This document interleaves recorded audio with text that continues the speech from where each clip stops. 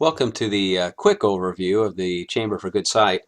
For today's purposes, we've chosen to highlight the Surprise Regional Chamber of Commerce. This is the chamber that I used to run. It serves 5 communities, all of which you can see listed directly under the Chamber for Good. And so whichever Chamber of Commerce you represent, it would be your logo and your community or communities listed there. And those would carry out throughout the entire site, particularly the logo. You'll see that in multiple places. It's important that we really promote your local Chamber of Commerce and the people see that it's your chamber that is making all of this happen. As we scroll down below, we're just going to take a quick look at the 11 elements of a Chamber for Good site. First of all, the trailheads. This is where people can browse the needs that have been posted by local charities based on whether or not they're financial, volunteer related, or item related. And as the charities post those events or those needs, they will appear in each of these categories. So you can browse through and take a look at what local charities are needing at any particular time. Additionally, individuals from your community can come in and offer volunteer time or offer items to charity. We have a local bank that requires its employees to put forward a certain amount of volunteer time on a monthly basis, and this allows them to come in and to be able to say, hey, I'm looking to volunteer on this coming Saturday from this time to this time. Does anybody have any projects? And then the charities can respond. It's sent out automatically to all of the charities, or they can say, I just want this to go to charities within the children and pets category, or children and animals category. And then it would go out, and then they would respond back. Again, the Chamber of Commerce making the relationship there. Offering items to charity, an example that we had within our own chamber was a local business who upgraded their furnishings and had several chairs left behind that still functioned and were quite nice. They were able to go in and simply offer those items. They sent it out to all of the local charities, and then the charities can get back to the individual and say, hey, we could really use them or this, and they go ahead, and at that point the chamber has been the one to facilitate that exchange. As you scroll down, you see featured charity, charity events, and flash cause.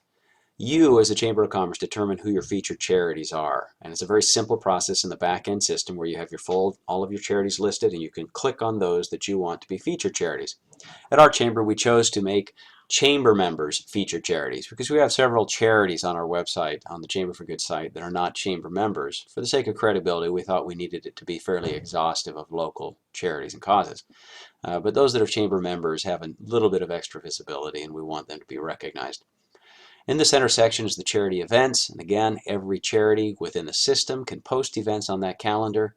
This is a new function that we're pretty excited about, but the Chamber of Commerce, you can also post events here. So you may have a for-profit entity in your community that has a big event where there's a philanthropic element or a charity that is being benefited by that event.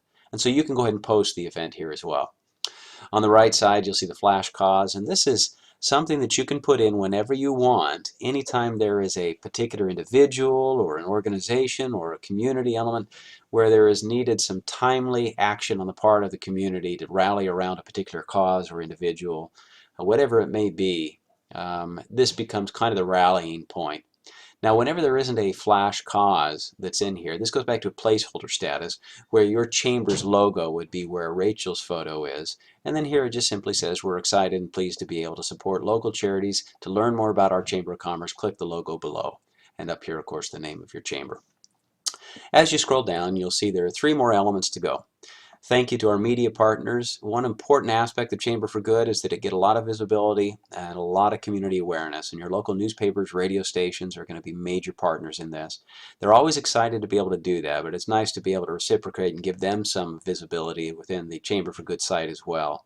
And so you can actually post up to 5 logos that would rotate through here.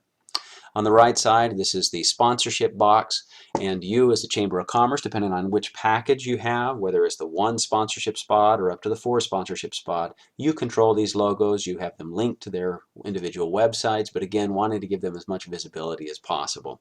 And again, you decide how much you charge for those sponsorship spots. Some chambers just go for cost recovery, which is very, very minimal. Others actually turn this into a great non-dues revenue generating program.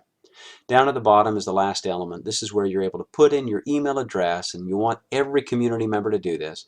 Every Monday they will be notified of new needs that have been posted by local charities. This is a great thing to be able to add into every speech that you give and every group you talk to. It raises the visibility. That email goes out with your chamber logo attached to it as well.